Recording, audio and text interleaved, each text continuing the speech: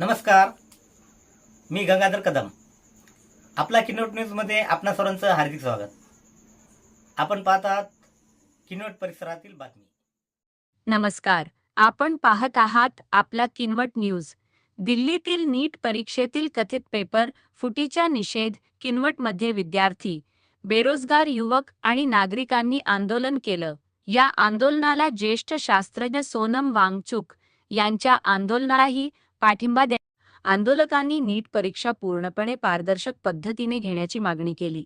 तसेच पेपर फुटी प्रकरणाची सखोल चौकशी करून दोषीवर कठोर कारवाई करण्याचीही मागणी करण्यात आली. आंदोलनानंतर उपविभागीय अधिकाऱ्यामार्फत राष्ट्रपतींना निवेदन सादर करण्यात आले.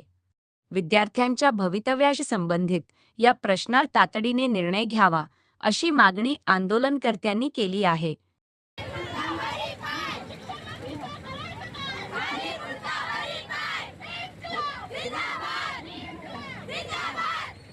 अरे आवाज दो!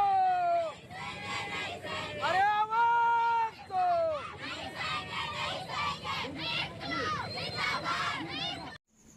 परिसरातील बातम्या पाहण्यासाठी पाहत राहा आपला किनवट न्यूज.